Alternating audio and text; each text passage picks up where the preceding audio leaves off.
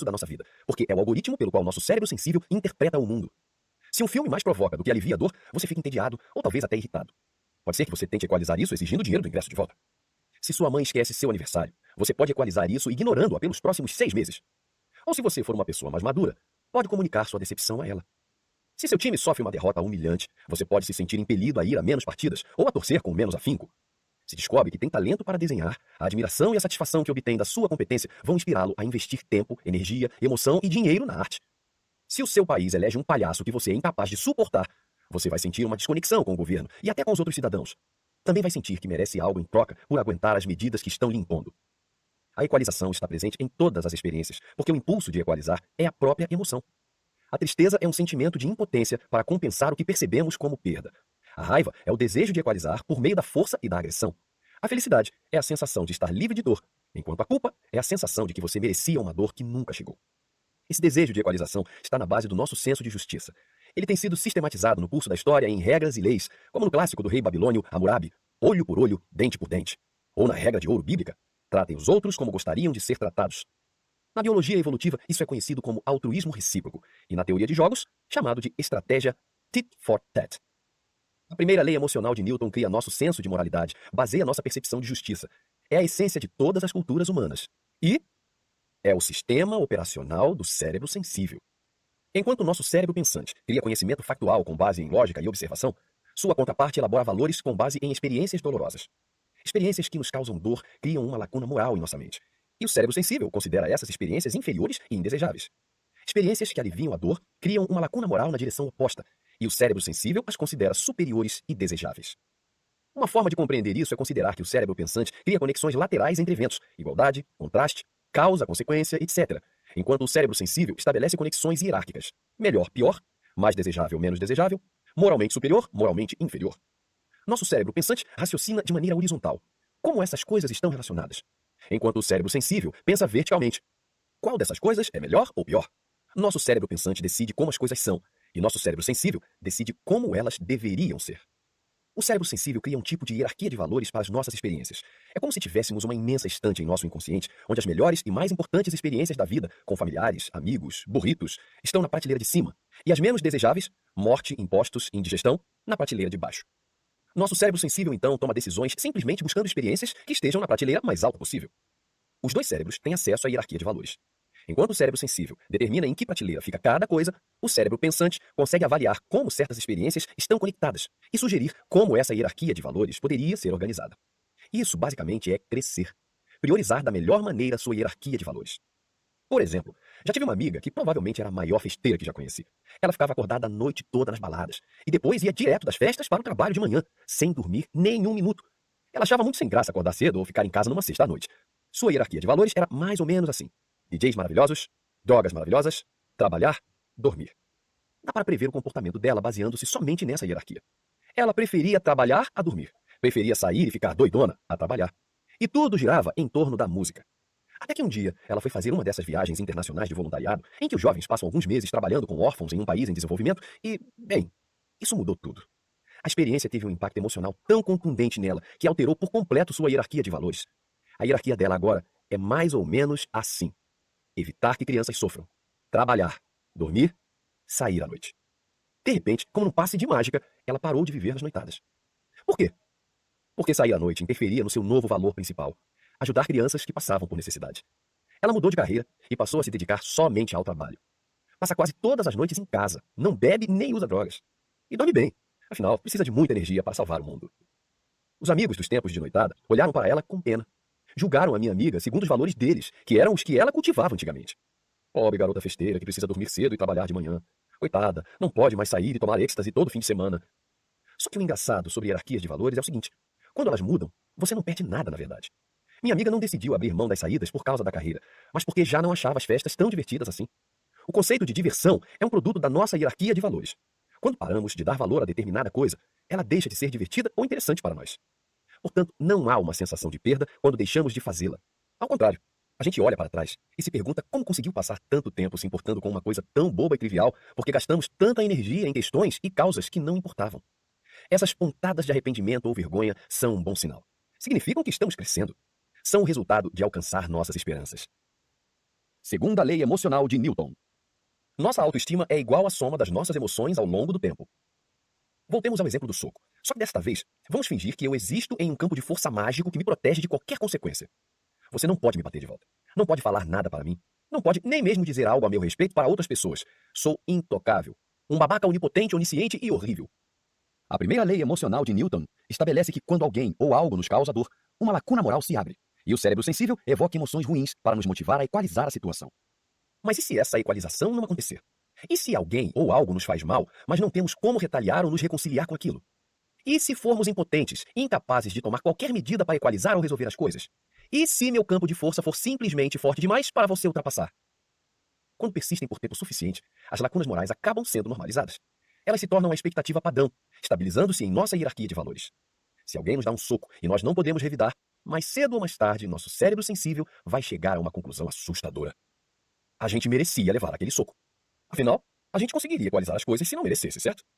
O fato de que não conseguimos igualar a situação significa que deve haver algo inerentemente inferior em nós e ou algo inerentemente superior na pessoa que nos bateu.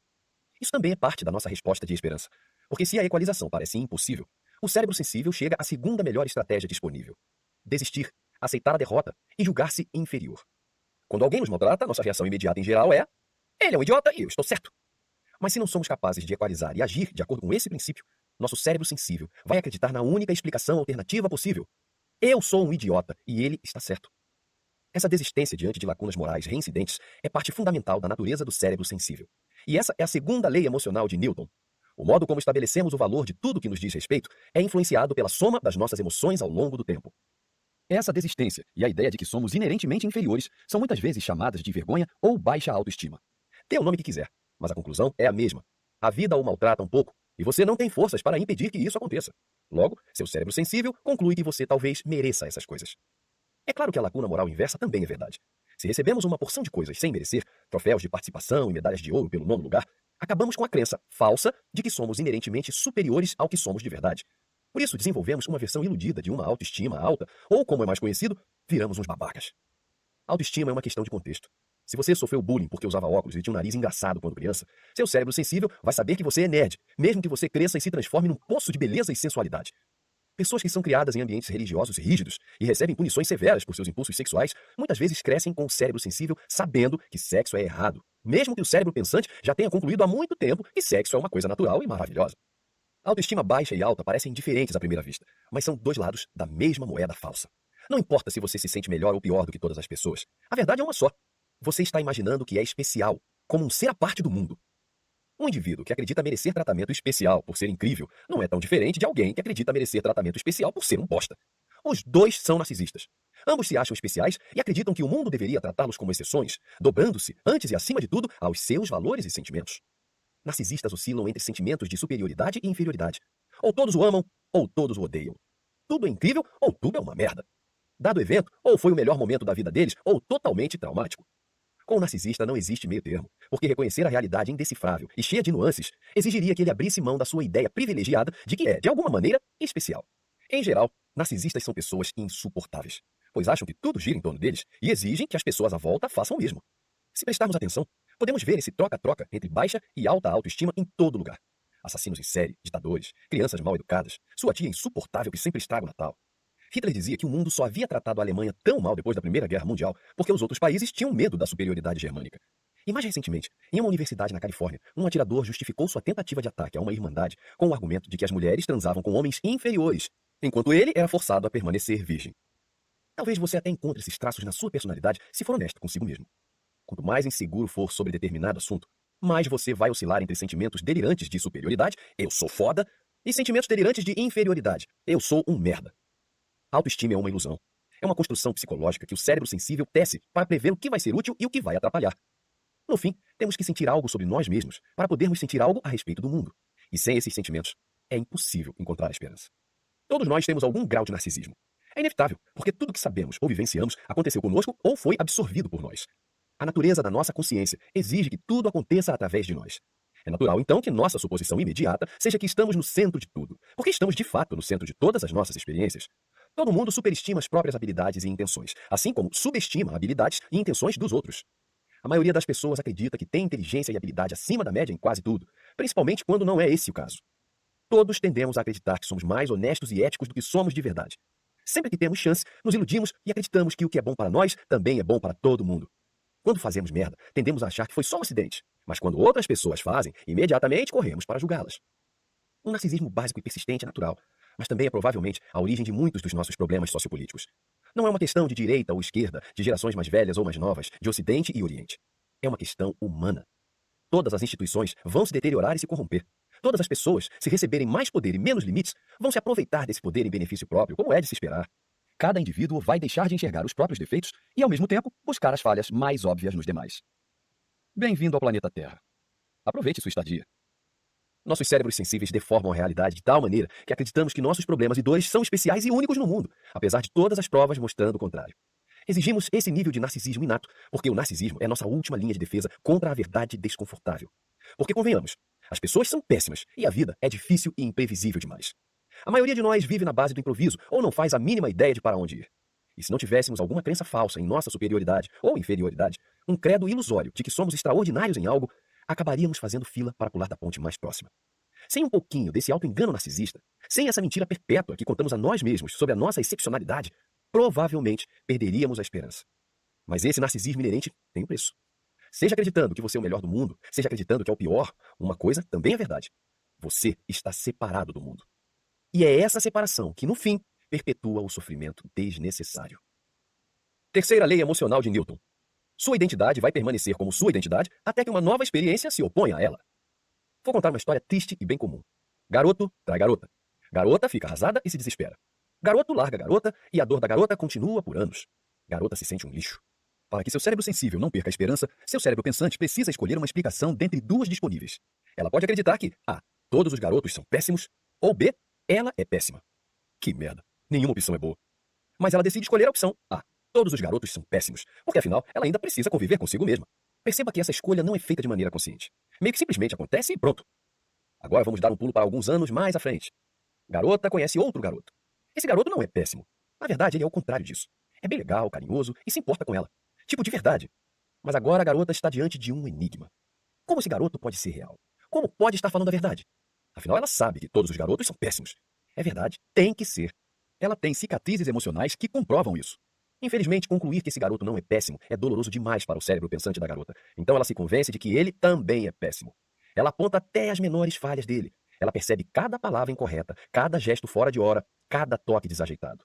Ela se concentra nos erros mais insignificantes, até que pulsem em sua mente como uma luz estroboscópica berrando: "Fuja! Salve-se!" Então é o que ela faz. Foge. E faz isso da pior forma possível. Ela larga o garoto por outro. Afinal, se todos são péssimos, qual é o problema de trocar um merda por outro? Não significa nada. Garoto fica de coração partido e se desespera. A dor permanece por anos e se transforma em vergonha. Essa vergonha o coloca em uma posição difícil. Porque agora o seu cérebro pensante precisa decidir. Ou A. Todas as garotas são péssimas, ou B. Ele é péssimo. Nossos valores não são apenas o resultado de uma coleção de sentimentos. Eles são histórias. Quando o cérebro sensível sente alguma coisa, o cérebro pensante começa a construir uma narrativa para explicar isso. Perder o emprego não é só uma merda. Você construiu uma grande narrativa em torno disso, concluindo que aquele seu chefe babaca o sacaneou depois de anos de lealdade. Você se dedicou de corpo e alma àquela empresa. E o que ganhou em troca? Nossas narrativas têm aderência, prendem-se às nossas mentes e se colam às nossas identidades como roupas molhadas apertadas. Carregamos essas criações por toda a parte e nos definimos a partir delas. Trocamos narrativas com os outros, procurando pessoas com narrativas que combinem com as nossas. Chamamos essas pessoas de amigos, aliados, companheiros. E quem carrega narrativas que contradizem as nossas? Essas são as pessoas que chamamos de más. Nossas narrativas sobre nós mesmos e sobre o mundo são fundamentalmente baseadas em A.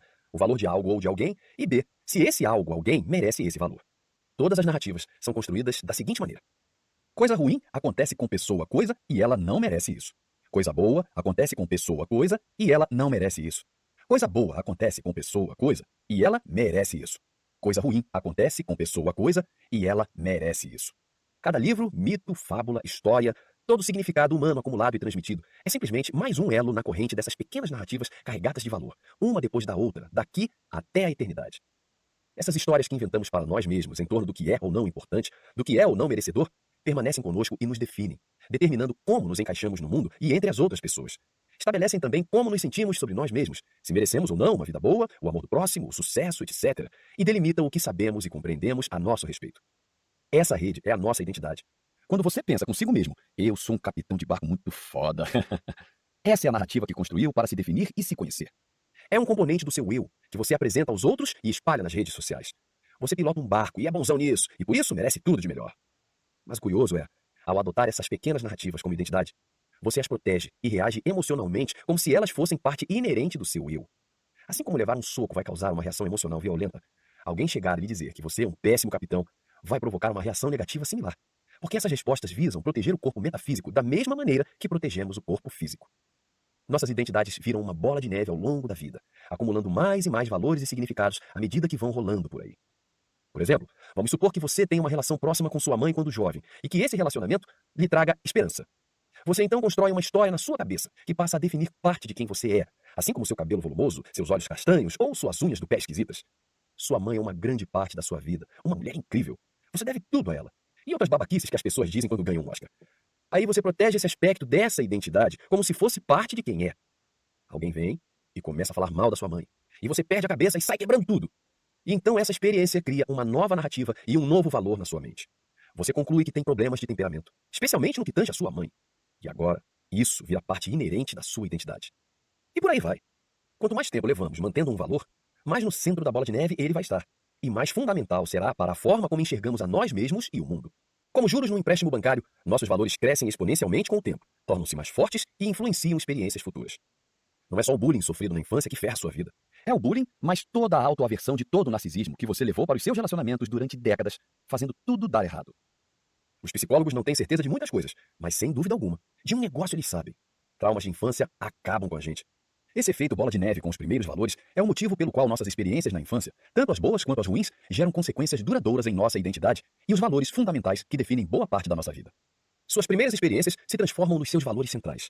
E se seus valores centrais forem escrotos, criarão um efeito dominó que se estenderá pelos anos, infestando experiências com sua aura tóxica.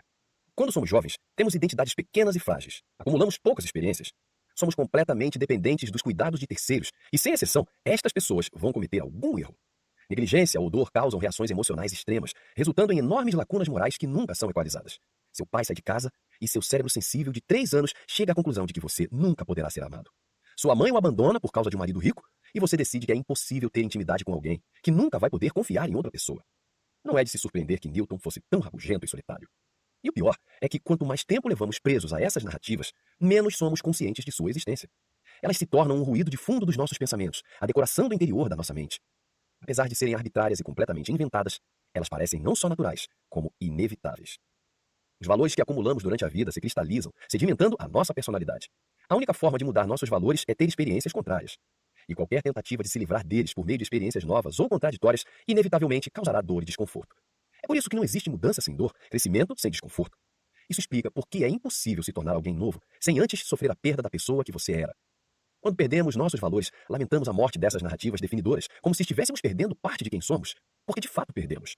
Sofremos como sofreríamos pela perda de um ente querido, de um emprego, de uma casa, de uma comunidade, de uma crença espiritual ou de uma amizade. Tudo isso é parte fundamental e definidora do seu eu, e quando isso é arrancado, a esperança que essas coisas traziam para a sua vida também se perde, deixando-o exposto, mais uma vez, à verdade desconfortável. Existem 2 maneiras de se curar, ou seja, de substituir valores antigos e problemáticos por exemplos melhores e mais saudáveis. A primeira é reexaminar as experiências do passado e reescrever as narrativas em torno delas. Espera aí, será que ele me deu um soco porque eu sou uma pessoa péssima ou porque ele é péssimo? Essa análise em retrospecto nos permite uma segunda chance para decidir. Sabe, talvez eu não fosse um capitão tão bom assim no fim das contas, e tudo bem. Muitas vezes, com o tempo, percebemos que o que antes acreditávamos ser importante sobre o mundo, na verdade não é. Em outras ocasiões, aumentamos a história para ter uma visão mais clara da nossa autoestima. Ah, ela me largou porque algum idiota largou ela, e ela sentia vergonha e achava que não seria valorizada em nenhum relacionamento. E de repente, fica mais fácil aceitar um término. Outra forma de fazer esse movimento é começar a escrever as narrativas do seu eu futuro, visualizar como a vida seria se você cultivasse determinados valores ou adotasse certa identidade. Ao visualizar o futuro que queremos para nós mesmos, permitimos que nosso cérebro sensível experimente esses valores. Veja como é a sensação antes de nos comprometermos com eles. Mais cedo ou mais tarde, depois de repetir bastante esse exercício, o cérebro sensível se acostuma com os novos valores e começa a acreditar neles. Esse tipo de projeção futura, em geral, é ensinada da pior forma possível. Imagine que você é podre de rico e tem uma frota de iates. Um dia isso vai virar realidade. Infelizmente, visualizações como essa não estão substituindo um valor atual nocivo, o materialismo, por outro melhor, mas apenas masturbando seu valor atual. A mudança verdadeira teria que partir da imagem de como seria não querer mais iates para começo de conversa. Uma visualização produtiva deve ser um pouco desconfortável, deve ser desafiadora, difícil de conceber. Caso contrário, significa que nada está mudando. O cérebro sensível não sabe a diferença entre passado, presente e futuro. Essa é a área do cérebro pensante. E uma das estratégias que o cérebro pensante usa para indicar ao cérebro sensível o caminho certo a tomar é fazer perguntas que comecem com e se? E se você odiasse barcos e, em vez disso, passasse o tempo ajudando crianças com deficiência? E se você não tivesse que provar nada às pessoas para que elas gostassem de você? E se a falta de tempo das pessoas tiver mais a ver com a vida delas do que com você? Outras vezes, você pode simplesmente contar histórias ao cérebro sensível que não sejam necessariamente verdadeiras, mas que pareçam ser. Jocko Willink, antigo agente especial da Marinha dos Estados Unidos e escritor, diz no seu livro Discipline Equals Freedom Field Manual, Disciplina é igual a liberdade, manual de campo, que ele acorda todos os dias às 4:30 da manhã porque imagina que seu inimigo está à solta pelo mundo. Ele não sabe exatamente onde, mas supõe que esse inimigo deseja matá-lo. E ele sabe que terá uma vantagem se acordar mais cedo. Willink desenvolveu essa narrativa enquanto servia no Iraque, onde realmente havia inimigos que queriam matá-lo, mas a manteve depois de voltar à vida civil. Olhando pelo lado racional, essa narrativa que ele criou para si não faz o menor sentido. Inimigo? Onde? Mas figurativamente, pela parte emocional, é muito poderosa. O cérebro sensível de Willink ainda acredita nesse cenário. E por isso faz com que ele acorde toda manhã, antes mesmo de algumas pessoas terem terminado a bebedeira da noite anterior. Essa é a ilusão do autocontrole. Sem essas narrativas, sem desenvolver uma visão clara do futuro que desejamos, dos valores que queremos adotar, das identidades que queremos deixar para trás ou assumir, estaremos sempre condenados a repetir nossos erros. As histórias do passado definem nossa identidade. As histórias do futuro definem nossas esperanças. E é a nossa habilidade de entrar nessas narrativas e vivenciá-las, de torná-las realidade, que dá significado à vida. Gravidade emocional. Newton Emo estava sentado sozinho em seu quarto de criança. Estava escuro lá fora. Ele não sabia quanto tempo havia passado acordado, que horas ou que dia era. Estava trabalhando sozinho havia semanas. A comida que sua família deixara para ele estava intocada ao lado da porta, apodrecendo. Ele pegou uma folha de papel e desenhou um círculo. Então marcou pontos na borda do círculo e com linhas pontilhadas indicou o empuxo de cada ponto em direção ao centro. Logo abaixo do desenho escreveu: há uma gravidade emocional em nossos valores. Atraímos para a nossa órbita aqueles que têm valores semelhantes aos nossos e instintivamente repelimos, como se por um magnetismo inverso, aqueles cujos valores são contrários. Essas atrações formam grandes órbitas de pessoas com pensamentos semelhantes em torno do mesmo princípio. Cada uma segue o mesmo caminho, girando em torno da mesma ideia estimada. Ele então desenhou outro círculo adjacente ao primeiro. As linhas dos dois círculos quase se tocavam. Em seguida, desenhou linhas de tensão entre as bordas dos dois círculos, os pontos em que a gravidade exercia sua força nas duas direções, atrapalhando a perfeita simetria de cada órbita. Então escreveu: grandes grupos de pessoas se reúnem, formando tribos e comunidades baseadas em avaliações semelhantes de suas histórias emocionais. Pode ser que você valorize a ciência, por exemplo. Eu também valorizo a ciência. Logo, existe um magnetismo emocional entre nós. Nossos valores se atraem e nos fazem entrar perpetuamente na órbita um do outro, em uma dança metafísica de amizade. Nossos valores se alinham, nossa causa é uma só. Mas digamos que um cavalheiro veja valor no puritanismo e outro no anglicanismo. Eles habitam gravidades relacionadas, porém diferentes. Isso faz com que um atrapalhe a órbita do outro, provocando tensão entre as hierarquias de valor, desafiando a identidade do outro e, portanto, gerando emoções negativas que irão afastá-los e impedi-los de compartilhar a mesma causa. Essa gravidade emocional, eu declaro, é o que compõe a organização fundamental de todo o conflito e objetivo humano. Com isso, Isaac pegou outra folha e desenhou vários círculos de tamanhos diferentes. Quanto mais forte é o valor que temos, escreveu. Ou seja, quanto mais convictos estamos ao determinar algo como superior ou inferior a todo o restante, mais forte é a sua gravidade, mais estreita é sua órbita e mais difícil é que forças externas atrapalhem seu caminho e seu propósito. Portanto, nossos valores mais fortes exigem ou a afinidade ou a antipatia alheia. Quanto mais pessoas compartilham o mesmo valor, mais elas começam a se reunir e a se organizar em uma instituição única e coerente em torno dele. Cientistas com cientistas, religiosos com religiosos. Pessoas que amam a mesma coisa, amam umas às outras. Pessoas que odeiam a mesma coisa, também se amam. E pessoas que amam ou odeiam coisas diferentes, se odeiam. Todos os sistemas humanos, mais cedo ou mais tarde, chegam a um equilíbrio se reunindo e se encaixando em constelações de sistemas de valores partilhados. As pessoas se unem e alteram suas narrativas pessoais até que elas se unifiquem, e a identidade pessoal, consequentemente, se torne a identidade do grupo. Você talvez diga, mas Newton, meu bom homem, a maioria das pessoas não valoriza as mesmas coisas. A maioria das pessoas não quer simplesmente um pedaço de pão e um lugar seguro para dormir à noite. E minha resposta é, você tem toda a razão, meu amigo. Todas as pessoas são mais parecidas do que diferentes. Em geral, todos nós queremos as mesmas coisas na vida. Mas pequenas diferenças provocam emoções, que por sua vez geram um senso de importância. A partir disso, passamos a atribuir relevância desproporcional às nossas diferenças, deixando de lado as semelhanças. E essa é a maior tragédia da humanidade. Estarmos condenados a um conflito perpétuo por diferenças mínimas.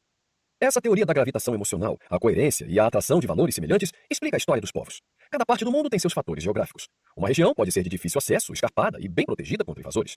As pessoas dali naturalmente passariam a valorizar a neutralidade e o isolamento, o que então se tornaria a identidade daquele grupo.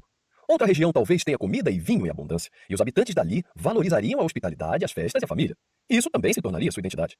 Outra região pode ser árida e difícil de se viver, mas com uma paisagem aberta e uma vista que a conecte a muitas terras distantes, o que faria seus habitantes valorizarem a autoridade, liderança militar e domínio absoluto. Isso também é a identidade deles. E assim como o indivíduo protege sua identidade através de crenças, racionalizações e preconceitos, da mesma maneira comunidades, tribos e nações protegem as delas. Com o tempo, essas culturas se solidificam em nações, que se expandem, trazendo mais e mais pessoas para seus sistemas de valor.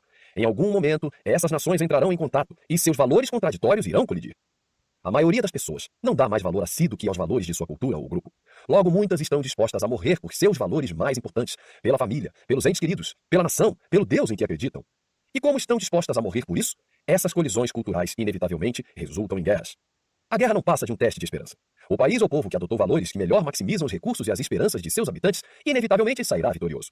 Quanto mais uma nação conquista povos vizinhos, mais seus habitantes sentirão que merecem dominar os outros, e mais irão enxergar os valores da sua nação como as verdadeiras luzes que guiam a humanidade. Uma vez cristalizada, a supremacia desses valores vitoriosos será repassada em histórias, em contos. Eles serão transmitidos a gerações futuras para lhes dar esperança. Com o tempo, quando esses valores perderem sua eficácia, serão subjugados por valores de uma nação mais nova, e a história seguirá em frente, com o desdobramento de uma nova era. Assim, eu declaro, configura-se o progresso humano. Assim que terminou de escrever, Newton colocou sua teoria da gravitação emocional na mesma pilha que suas 3 leis emocionais, e então parou para refletir sobre suas descobertas. Naquele momento de quietude e escuridão, Isaac Newton olhou para os círculos na folha de papel e chegou a uma conclusão perturbadora. Ele próprio não tinha órbita. Ao longo de anos de traumas e fracassos sociais, havia voluntariamente se separado de tudo e de todos, como uma estrela solitária em trajetória própria, sem empecilhos ou influências do empuxo gravitacional de qualquer sistema. Ele percebeu que não valorizava ninguém, nem a si mesmo. E isso lhe provocou uma solidão e uma tristeza avassaladoras, porque nenhuma lógica, nem todos os cálculos do mundo compensavam o desespero das infinitas tentativas do seu cérebro sensível de encontrar esperança no mundo. Eu adoraria poder dizer que o Newton do universo paralelo, ou o Newton emo, superou a tristeza e a solidão. Eu gostaria muito de poder dizer que ele aprendeu a dar valor a si mesmo e aos outros. Mas, como o Isaac Newton do nosso universo, Newton emo passaria o resto dos seus dias sozinho, rabugento e deprimido. As perguntas respondidas por ambos os Newtons naquele verão de 1665 intrigavam filósofos e cientistas havia gerações. Ainda assim, em questão de meses, aquele cara de 25 anos, rabugento e antissocial, descobriu o mistério, decifrou o código. E lá, nas fronteiras das revelações intelectuais, ele largou suas descobertas em um canto mofado e esquecido do escritório apertado, em uma remota vila do interior, a 1 dia de viagem a norte de Londres. E lá, elas permaneceriam, juntando poeira, desconhecidas pelo mundo.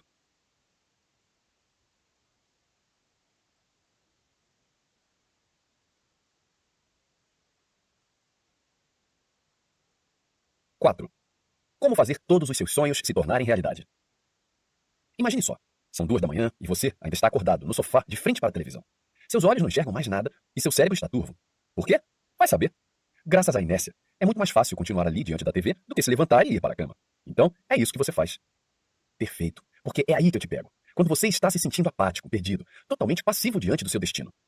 Ninguém fica sentado na frente da TV até as 2 da manhã se tiver algo importante para fazer no dia seguinte. Ninguém perde horas só para reunir forças para levantar a bunda do sofá se não estiver passando por alguma crise interna de esperança. E é exatamente com essa crise que eu quero falar. Eu apareço na tela da TV. Sou um redemoinho de energia. Cores berrantes, incômodas, efeitos sonoros, cafonas. Estou quase gritando. Mas meu sorriso, de certa forma, é tranquilo, relaxante. Conforta. É como se eu estivesse olhando só para você. E se eu te disser que posso resolver todos os seus problemas? Pergunto. Tá bom, você pensa. Você não sabe da missa à metade, amigo. E se eu te disser que posso fazer todos os seus sonhos se tornarem realidade? Claro, claro. E eu sou o coelhinho da Páscoa. Cara, eu sei como você se sente. Digo.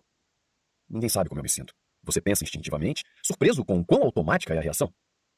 Eu também já me senti perdido. Digo. Me senti sozinho, isolado, sem esperança. Também passava noites em claro sem nenhuma razão especial, me perguntando se haveria algo de errado comigo. Que força invisível era aquela me separando dos meus sonhos. E sei que é isso que você está sentindo também.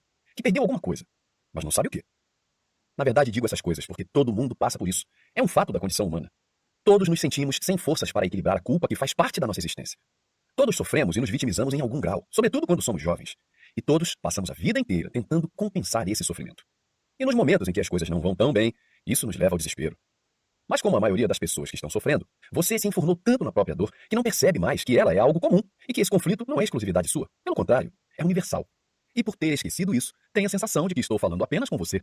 Como se, em um passe de mágica, eu estivesse espiando dentro da sua alma e recitando o conteúdo do seu coração. Por isso, você se ajeita no sofá e começa a prestar atenção. Porque, repito, Eu tenho a solução para todos os seus problemas. Posso fazer com que todos os seus sonhos se tornem realidade. Agora estou apontando para você e meu dedo parece gigantesco na tela da TV. Tenho todas as respostas. Detenho o segredo da felicidade duradoura e da vida eterna. E ele é... E sai falando coisas tão bizarras, tão ridículas, tão absolutamente perversas e cínicas que você começa a achar que podem mesmo ser verdade. O problema é que você quer acreditar em mim. Você precisa acreditar em mim. Eu represento a esperança e a salvação pelas quais seu cérebro sensível clama desesperadamente, das quais ele tanto precisa. E assim, aos poucos, seu cérebro pensante chega à conclusão de que a minha ideia é tão absurdamente louca que pode até dar certo. A ladainha comercial continua, e aos poucos a necessidade existencial de encontrar sentido em algum lugar, não importa onde, derruba suas defesas psicológicas e me deixa entrar. Afinal, eu de fato comprovei ter um conhecimento surreal da sua dor, ter acesso a uma passagem secreta, direto para a sua verdade oculta. Atingi a veia profunda que conduz ao seu coração. Você percebe então que, em meio àqueles dentes brilhantes e palavras gritadas, eu falei, já estive tão na merda quanto você, e descobri como sair dela. Vem comigo. Agora estou a 1000 por hora. Os ângulos da câmera mudam o tempo todo, me captam hora de lado, hora de frente. Surge uma plateia de estúdio. As pessoas estão empolgadas com cada palavra que digo. Uma mulher está chorando. Um homem está de queixo caído. O seu também cai. Não te dou um segundo de folga. Vou fazer você se sentir realizado para sempre, cara. Vou dar conta de tudo sem deixar furo nenhum. Está muito barato. Assine aqui. Quanto vale sua felicidade? Quanto vale sua esperança? Anda, babaca. Assina agora. Era o que faltava para você pegar o celular, acessar o site, preencher o cadastro. Verdade, salvação, felicidade eterna. Tudo isso pode ser seu. Será seu. Você está pronto? Como criar sua religião? Uma introdução a um sistema testado e aprovado que ajudará você a obter a felicidade e a salvação eternas.